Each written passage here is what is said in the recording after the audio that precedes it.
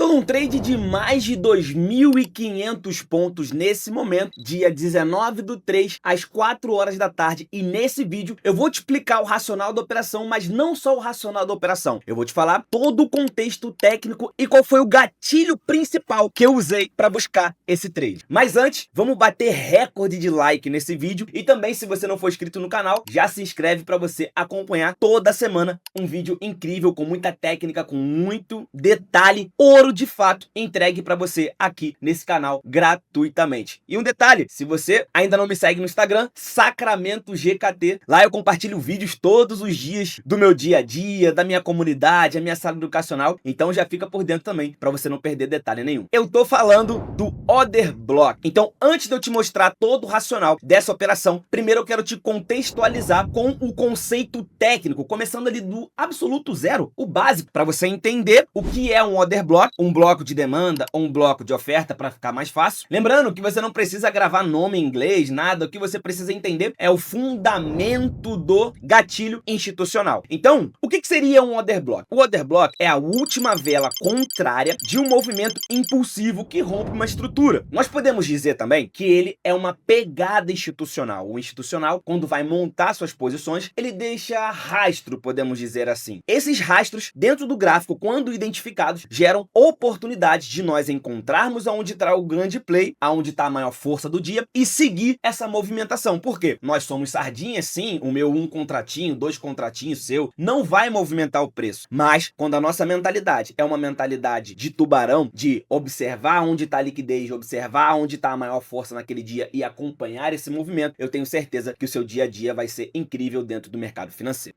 Então essa zona de order block, ou bloco de demanda e bloco de oferta, bloco de demanda para um movimento de alta. Então, quando você estiver buscando um movimento para alta, você vai buscar um bloco de demanda. Quando você estiver buscando um movimento para baixo, de queda, um bloco de oferta. Então, essa zona, ela apresenta uma entrada, um contexto, tá? Principalmente ali quando alinhada com outras confluências, retração de Fibo, médias móveis, ok? Mas, basicamente, ela vai dar o nosso ponto de entrada para a nossa operação na ponta compradora ou na ponta vendedora. Vamos entender aqui o princípio. Vamos supor que tenhamos um movimento de baixa aqui forte acontecendo. Esse movimento rompe o topo anterior e faz um movimento de alta forte, ou seja, um movimento impulsivo forte. Esse rompimento é uma quebra de estrutura de reversão e o último candle de baixa, ou seja, o contrário desse movimento de alta, é a nossa região de demanda, o nosso bloco de demanda. No movimento contrário para baixo, vamos supor que temos um movimento de alta que faz essa movimentação. De repente, esse fundo é quebrado, ou seja, uma quebra de estrutura de reversão. O último candle de alta antes desse movimento impulsivo de baixa é a nossa região de oferta, o nosso bloco de oferta. Só que vamos lá, é muito provavelmente que você já ouviu esse conceito, você já viu vários vídeos no YouTube, mas o que ninguém te fala é o que valida de fato, o que faz com que essa order block seja uma boa order block para a gente entrar, o que faz com que aumente a probabilidade dela funcionar para você ou diminuir a probabilidade dela funcionar. E é isso que eu vou te falar aqui agora, porque aqui nesse canal você encontra detalhe do detalhe do detalhe, porque é esse refino que faz com que o nosso dia a dia seja mais agradável no mercado financeiro e não dias ruins, toda uma sequência. Esse bloco de demanda, ou seja, um movimento impulsivo, o último candle antes desse movimento impulsivo é o nosso bloco de demanda. Só que esse bloco, ele tem uma maior chance de falhar. Sabe por quê? Porque ele não tem captura de liquidez. Então, quando você tiver um bloco que se forma antes de um fundo, muito próximo de um fundo anterior, muita atenção e cuidado, porque isso aqui pode acontecer, ou seja, esse bloco pode falhar. Por quê? Porque antes do bloco não houve a captura de liquidez. Eu não estou dizendo também, por exemplo,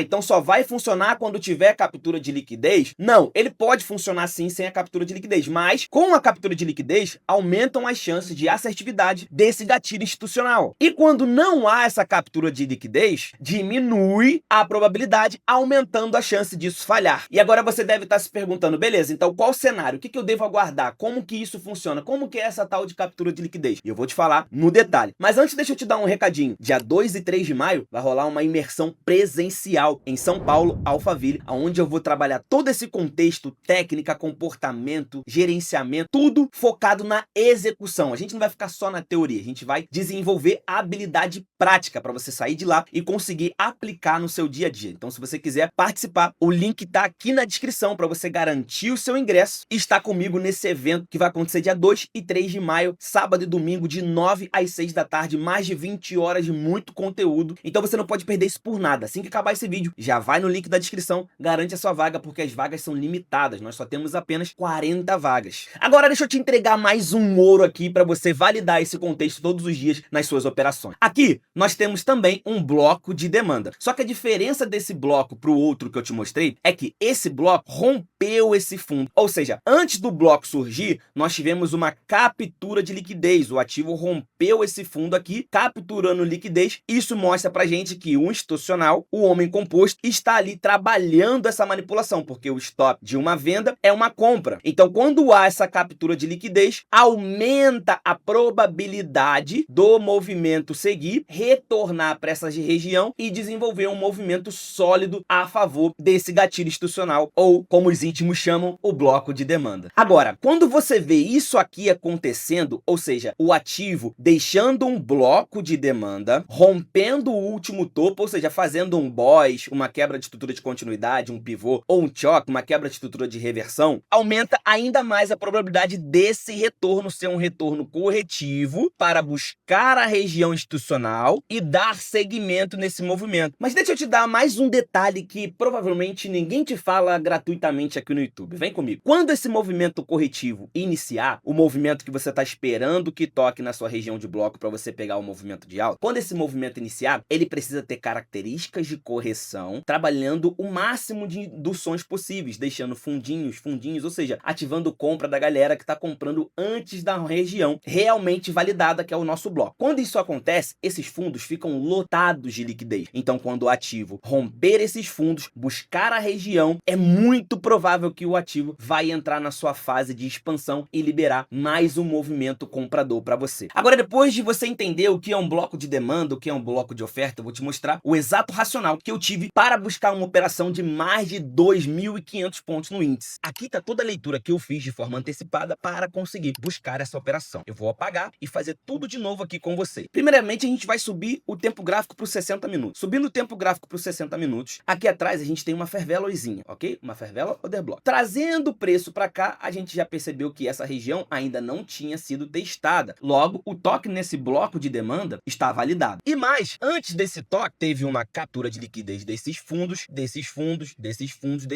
nesse movimento íngreme. Depois de identificar esse contexto no gráfico de 60 minutos, eu fui para o gráfico de 15 minutos e observei uma quebra de estrutura. Então eu tenho este movimento aqui de baixa e eu tenho este movimento de alta, quebra a estrutura desse movimento. Então aqui a gente tem o nosso famoso choque, a mudança de característica. O movimento que era de baixa, aqui ele muda a sua característica, indicando uma grande probabilidade, uma grande chance desse movimento agora ser um movimento para cima. Então, depois de ver essa quebra de estrutura, eu desci para o gráfico de 2 minutos e observei como ele estava conduzindo essa operação após o toque no bloco dos 60 minutos. E você pode dar uma olhada que aqui nós temos topos e fundos relevantes sendo rompidos para cima e formando topos cada vez mais altos. Dentro de todo esse movimento, eu entendo que este último fundo é o fundo característica de proteção e esse último topo é o topo característico de proteção também. Ou seja, para que esse movimento de alta seja mudado a sua característica, esse fundo aqui precisava ser rompido para baixo. E para o movimento dar continuidade, esse topo aqui precisava ser rompido para cima. Observando esse rompimento aqui, nós conseguimos também observar que este último candle de baixa, antes desse movimento de alta, é também um bloco de demanda. E ao preço tocar nessa região, ele conseguiu fazer um movimento de alta que quebrou o último topinho micro, validando também esse próximo candle aqui como uma nova região de demanda. Agora um detalhe muito interessante, perceba que esse movimento corretivo, quando o ativo não conseguiu chegar nessa região aqui e começou a fazer um movimento de baixa, ele foi fazendo um movimento corretivo, gerando induções, ou seja, deixando topos e fundos aqui dentro desse movimento de correção. Se você colocar, por exemplo, aqui, você vai perceber que esse movimento corretivo, ele tinha uma forma de exaustão, que era uma cunha que apontava para baixo, onde o movimento tende a ser para cima. No macro, se a gente também for buscar e nivelar esses fundos aqui, nós tínhamos o que aqui? Um triângulo simétrico dentro desse movimento, uma acumulação em forma de triângulo simétrico que também poderia ter o rompimento para cima. Agora, preste atenção nesse detalhe,